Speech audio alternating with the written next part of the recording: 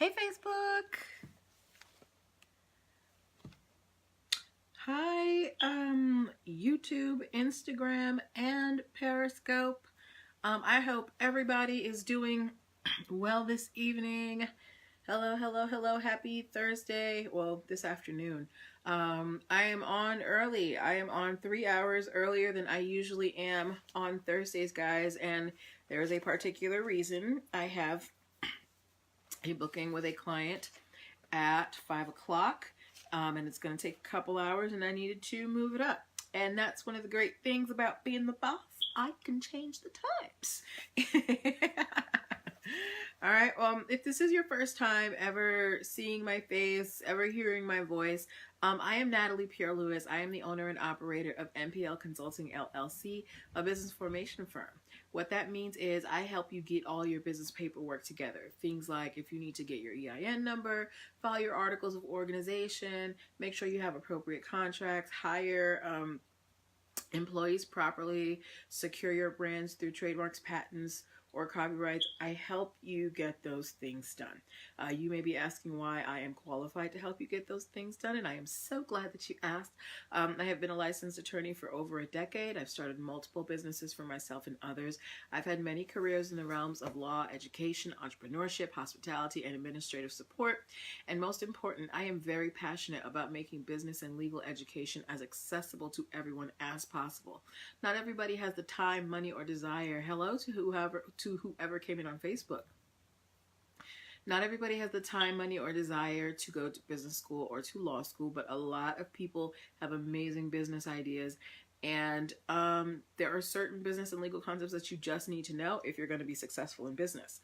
Okay, so that's my spiel. If you are interested in any of my services, or if you would like to book a free 15-minute consultation, go to Linktree/NPL Consulting Firm, Linktree/NPL Consulting Firm, Linktree/NPL Consulting Firm. Now, on to the live broadcast. We all know that every Thursday I get on here and I have pulled stories for the week throughout the media sphere, pulling stories that demonstrate business concepts that I feel that you need to know. A lot of times we end up talking about trademarks and contracts, but sometimes some other things come in there too. All right. So we've got a lot of stories as usual this week. This is an area of business and law that there is no stop to the content. Like, it is a limitless well, an endless well. All right. And don't forget that if you have questions or comments about the stories, you can drop them right there in the comment box. Okay. All right, so the first story that we are talking about has to do with Target versus Atari. Now, a few months ago, I talked about the fact that Atari was suing Target because Target had a floor game that Atari said was basically a ripoff of their Pong game, which was like done in like the 70s or the early 80s, right? And so I can't draw, so don't judge me, but so like this is the Atari logo, and it was in like a deep red, and then the Target one, it had this, the Target logo, and then it was a deep red, and then if you notice the Pong symbols in the different areas. Let me put it up for Facebook. I hope you can see that, Facebook. So this was the Atari symbol, and it was in a deep red. That was the Target symbol, and it was in a deep red. And Atari basically said that Target ripped off their game, and they want their money. They want $2 million for trademark infringement, and they want $150,000 for copyright infringement. Now, Target has responded, and they have filed a motion to dismiss, meaning that they want the case to they want the judge to throw the case out because they're saying that they never used the word Pong in the game. However, if you guys do research on your own and you go kind of look up the Target, Atari, Pong, whatever, the game looks very similar to the Atari game. The only difference is that the Target one, you play it with your feet. All right. Next story we are talking about has to do with a snack that a lot of us have enjoyed, animal crackers. So when I was growing up, the animal crackers box Animal crackers are, you know, they're under the brand of Nabisco, right? The animal crackers box always had a cage on it. The animals were behind a cage. And someone, one of the watchers, Nicole, she submitted it. Thank you so much, Nicole. This story where Nabisco actually changed the design of their box due to pressure from PETA, and they dropped the cage. Now, the reason why I bring this up is that I was doing a little research. I kind of had short notice on this story, but I didn't know if the image on the animal crackers box was trademarked. So if it was, did Nabisco have to go and file a new trademark application for this cageless box? And that brings into account, like, when you're doing your trademarks, you have to think about, is your trademark going to be able to stand the test of time? Because it can be very expensive to have to change your brand if it becomes offensive. Now, I think this story goes a little too far. Frankly, I think PETA, you know, they got a lot of time on their hands and a lot of money. But it is a good example of how your brand, when you're choosing it, you need to be able to make sure that it can stand the test of time. All right? So, third story we are talking about, guys. And remember that you can always drop your comments in the comment box. It is BlackBerry versus Marvel. Now, BlackBerry was like the phone of choice for professionals at one point. And BlackBerry has been trying to make a comeback. So here's what happened. BlackBerry filed a trademark for the term Jarvis, and it is for cybersecurity software for cars. Now they are being sued by Marvel because if you've watched the Marvel movies, there is a character named Jarvis. Now in the Iron Man comics, he's the butler. But if you've watched the Avengers movie, Jarvis is the name of the AI system, right? So you would think, well, it's a trademark for a comic and then a trademark for computer software, so it shouldn't be a big deal. However, Marvel also has a trademark for Jarvis for computer application software that was filed in 2013. So this is why it's important to know what category you're going to trademark in, because you don't want to infringe on anybody's mark. I'm sure BlackBerry didn't know that Marvel had a trademark for Jarvis in that sphere, because Marvel is known for movies and comics, right? Okay, but that's why you got to do your background work. So we're going to take a quick break right now. For those just coming in, I am Natalie Pierre-Lewis. I am the owner and operator of NPL Consulting LLC, a business formation firm. If you need help with getting that business idea off the ground, I'm your girl. Go to Linktree/NPL Consulting Firm and book your 15-minute free consultation today. You're also going to find at that address links to my podcast and the sneak peeks of a couple of my ebooks. So head over there. Commercial over. Next story we are talking about, my Facebook friends. This actually impacts us. I know that some people who are younger are moving. Hello, Libe Insurance Agency. Thanks for popping in. I know that some of us are moving away towards Facebook. However, Facebook has just adopted, they've just acquired a trademark called Project Libra. And it has something to do with cryptocurrency. So they bought the trademark from a crypto tax company, right? And the rumor in the background is, even though Facebook will not, what's that called? Come out and say it, is that Facebook is developing their own kind of cryptocurrency to be used in the WhatsApp app. Now, we all know WhatsApp. It is so popular, particularly around the world. When you got your family across the ocean, you can just hit them up on WhatsApp and don't have to worry about long distance calls. So the rumor is that Facebook has bought this trademark because they're going to be coming out with their own kind of cryptocurrency soon. So keep your eyes on that, guys, and it is called Project Libra. Next story that I'm talking about is an update. Hello to whoever came in on Facebook.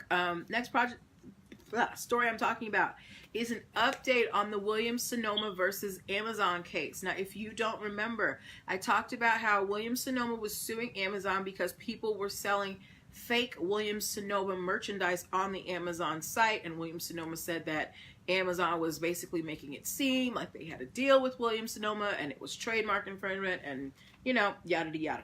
So the judge has thus far said that there is an argument because Amazon was using Williams-Sonoma's trademark, you know, on the, in the site when people were buying things.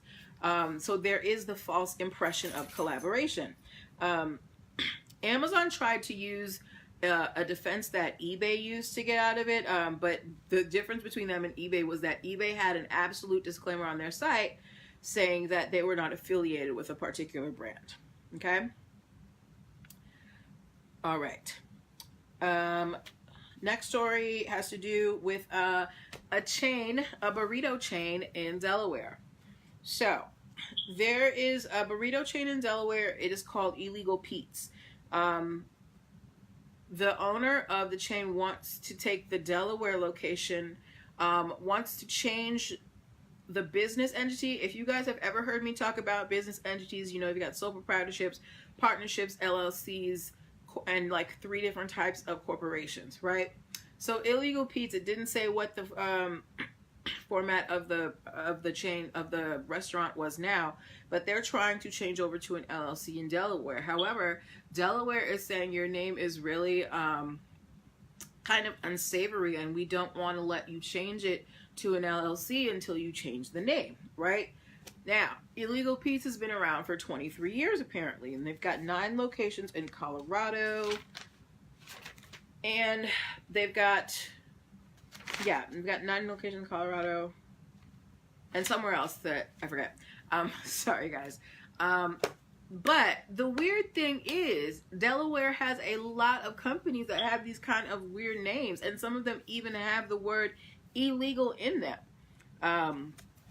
So it'll be strange to see what happens with this, because I think this has to do with trademarking, because if Illegal Pete's is the trademark name of the chain, you know, and you won't let me change my business format over, that can be a real problem for someone, okay? Ooh, this next story is juicy, guys. This is a case of a father suing a son. This is George Sink Sr. versus George Sink Jr., okay? So George Sink Sr. and George Sink Jr. worked together for a time at Senior's law firm. And Senior's law firm was called George Sink PA Injury Lawyers. Okay? Now, sometime last year, I guess, the son was fired from the law firm, and it doesn't say why. So then he went basically, you know, across town and started his own law firm and named it George Sink.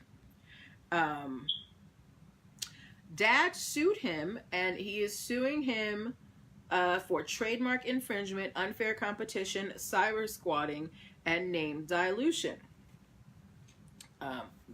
The dad is also saying that he should not be able to use the name because his son has always gone by his middle name of Ted. And, you know, there's like pictures of him being tagged on Facebook as Ted and da-da-da-da-da. However, the dad in a commercial referred to his son as George. He introduced him as George, and they both said, "I'm George Sink." And as well, the son has a disclaimer on his law firm's website where he says, "I'm not, you know, George Sink PA Injury Lawyers," but he mentions on there that he is his son and used to work there. So it's like, remember, you can trademark a name, but what do you think about this? The father is basically saying that his son can't use his name to start his own law firm because it's the same name. And I can totally understand the confusion, but I want to know, what do you guys think about that? Like, should you be able to keep someone from using their name if it's your name as well? All right. Ooh. Okay, we have another juicy story today. We've got hello, essentially Gloria. So we've got a lot of a good amount of juicy stories today. So, Victoria's Secret versus Thirdlove. Okay, so if you guys listen to podcasts or anything, you may have heard a commercial for a company called Thirdlove. They specialize in women's bras, and they have like an insane amount of sizes, all this stuff, right? And the name of the company is Thirdlove. Victoria's Secret, basically they've been in kind of this like quiet rivalry for a while, and Victoria's Secret wants to trademark the term First Love. Well, they've been granted permission to trademark the term First Love for beauty products, okay? The term First Love first came about in November of 2018 during, the Victoria's Secret fashion show. But here's the thing. Here's what happened. So when they filed the trademark and they kind of like announced it, the person who runs the company that runs Victoria's Secret was like, we've always been women's first love, when it comes to undergarments or something like that. And then Thirdlove, the director of that company, took a page out in the New York Times, or like the New York Post, one of those huge newspapers, and basically said, you may have been the first love, but we will definitely be the last love of women. Like, they are like baring their teeth at this point. So I'll be interested to see what comes about with this trademarking of First Love and Thirdlove. All right. Have we done 3 stories? Yeah. All right. I'm going to take a quick break for myself. Actually, no, I'm going to do this and then I'm going to take a break. So quick story for you guys who want to get involved in the evolving CBD and hemp market. Now, we all know that all forms from the cannabis plant at one point were federally illegal. However, that has changed, and CBD and hemp are no longer illegal. And that has some real impact on trademarks, because you couldn't get a federal trademark for anything cannabis related. However, now, if you are dealing with CBD and hemp, it is possible for you to file a trademark for that product. However, there is a strict level. Now, you're never going to completely 100% get out the THC from the CBD or the hemp product, but the percentage limit is 0.03 for you to be eligible for that. So that's just a little tidbit for you guys. Quick commercial break. Guys, so glad that you are watching the replay. So glad that you are here with me. I'm so glad that you care about this stuff enough and care about your businesses enough to, hang out with me. If you want to talk to me, chat with me on Tuesdays, I have Talk to Me Tuesdays, where you can get a 25-minute session for $25. Now, that is a bargain. It's about 1/10 of the cost that I charge for a 1-hour consultation with me. So if you ever just kind of want to pick my brain, make sure that you sign up for Talk to Me Tuesdays. And you can do that using the link in my bio, linktree/NPL Consulting Firm, linktree/NPL Consulting Firm, linktree/NPL Consulting Firm. And now back to our regularly scheduled program. All right, so the next case is the Cubs, the Chicago Cubs versus an Iowa man. Okay, so this Iowa man, they don't even name him in the story that I found, but he tried to trademark the word Cub-noxious, right? The Cubs, the baseball team, now obviously they have a lot of merchandise. They sell shirts. This guy wanted to sell shirts and like hats and polos and things like that, and the Cubs sell that as well. They basically have opposed his trademark because they say it creates a false association with the team, because Cubs fans apparently are known as Cub-noxious. And it would overlap with their stuff. So like if you go into a store and they have Cub-noxious brand gear and then Cubs brand gear, you might actually think that they're one and the same. So the Cubs are saying, no, we don't want you to have it, and basically they've won. Okay? All right. Next case. Oh, guys. So this is a little thing on how international law can impact things. So if you pay any attention to the news, I'm sure you have heard about this thing called Brexit, and it's basically England leaving the European Union. They're saying that Brexit could actually hurt the trademarks of a lot of European brands. Now, the European Union has a lot of trademarks that have to do with geographic areas. Like, you can't call champagne champagne unless it comes from a specific area in France.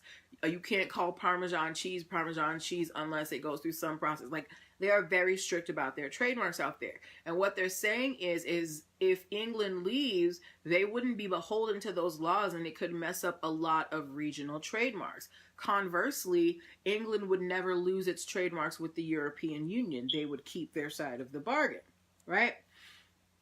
Now, I know it sounds familiar. United States doesn't follow the European Union rule. That's why we have generic feta cheese, Parmesan cheese, champagne, and all that stuff. And basically, the United States would like the European Union to drop those trademarks. Now, England's economy and United States economy are pretty strong. So if they join forces in that, that could have an effect on European trademarks. So this is where international trademarks really comes to a head. All right. Okay. Next story we are talking about, I don't even know why they made these. So Louis Vuitton is suing two Chinese footwear companies. One is called Bell International and one is called Best Able Footwear. And they're suing them because they made knockoffs of these things called arc light sneakers. And I think they're absolutely hideous. I don't know why anyone would wear them, and they're expensive for no reason. Like, they're gross. But Louis Vuitton basically said that the arc light sneaker, it has a signature design, and the sneaker goes for $1,090. But then you have these two knockoffs, and they're selling it for $1,140. So they have filed suit against the Chinese companies, and I'm pretty sure they're going to win. If they can prove that it is a design that is associated with Louis Vuitton. And I guess only people in the fashion industry would know that. Hello to whoever came in on Facebook. All right. But funny note on that story is that Louis Vuitton had made plans to buy $30 million worth of shares of Bell International several years ago. So maybe Bell was salty because they did it, and they were like, well, I'm going to make this sneaker anyway and make my money. Who knows? We've only got we've got 3 more stories. Okay. So this next story has to do with someone kind of, hello, Q the Ackman? Hi, Q the AC Man. Okay. Hi, Q the AC Man. All right, so next story we're talking about is, it has to do with someone associated with the Kardashian clan, Kendall Jenner. Kendall Jenner has filed a trademark for beauty products. Surprise, surprise. I'm not shading her. She has filed a trademark for both Kendall Jenner and Kendall. We'll see if she's approved. And she has applied for this trademark for skincare, hair care, makeup, fragrance, nail care, and personal hygiene. And the thought is that she's probably going to lean more towards skincare because I'm sure some of you have seen her proactive commercials, and apparently my dog does not like Kendall Jenner. All right. Tobe, come here, babe. Yeah, so congratulations to Kendall Jenner. You know, good luck with your future skincare line. Oh, quick tip to you guys out there who rent out commercial space. You can be found liable for trademark infringement if your tenants are selling knockoff products. So the Omega watch brand with a bunch of other watch brands sued this company called Canal LLC because they were renting commercial space to vendors who sold bootleg merchandise, right? Now, the reason why they were able to hold the landlords accountable is because the plaintiff was able to prove, meaning Omega was able to prove that Canal knew they were selling knockoff merchandise because, 1, their tenants had been arrested, and 2, the plaintiffs, meaning Omega and Swatch and all those watch companies, called them and told them they had been arrested for selling fake merchandise. So the plaintiff, so the defendant, meaning Canal, told all these brands, oh, we kicked them out, da-da-da. But months later, I guess they sent a spy in and they found out that the vendors were still operating free and clear. As well, Canal, the company, had several cases, previous cases of infringement against them. So they got a judgment of $1.1 million against them that they have to pay these watch companies because they, as landlords, did not do their due diligence. All right? So you have to pay attention. And we are on to the last case, guys. So this is the case of Brooke Shields versus a whole mess of other people. Just kidding. Brooke Shields versus Charlotte Tilbury, Sephora, Nordstrom's, and a lot of these department stores that we love. Now, if you don't know who Brooke Shields is, she is a supermodel from the 90s. She had what was called iconic eyebrows. Like, she was written about in Elle, In Style, Vogue, all that stuff, right? Charlotte Tilbury is a makeup developer, a makeup artist, and with a company, and they came out with a Brooke S eyebrow pencil that costs $30, and it is advertised as inspired by supermodel brows of the 90s. So, you know, kind of alluding back to Brooke Shields. Brooke Shields, however, she wants to launch her own cosmetics line, and she says that her eyebrows, they are the trademark of her look. And again, she's been written about in all these publications, and they're saying that calling their pencil Brooke S and marketing it as, you know, inspired by the eyebrows of the 90s is violating her right of publicity. Now, just to let you know, this company has done it with other makeup products, but they haven't been sued. They have stuff named after Naomi Campbell, Nicole Kidman, Salma Hayek, and, you know, they never been sued. So maybe they just thought they could get away with it. And Brooke Shields' case is even stronger because a consumer mentioned in a review, they mentioned Brooke Shields herself in the review of a product. Like, she was like, oh my God, everybody else told me I had Brooke Shields' eyebrows. So we will see what happens with that case. Wow. Okay, guys. Oh, today went by really fast. You guys didn't have any questions. But that's cool. Guys, thank you so much for watching. Whether you're watching live, whether you're watching on the replay, I thank you. Make sure that you check out my my link page, linktree/MTL Consulting Firm. There you can book your free 15-minute consultation for first-time clients, and you will also get access to a lot of cool freebies.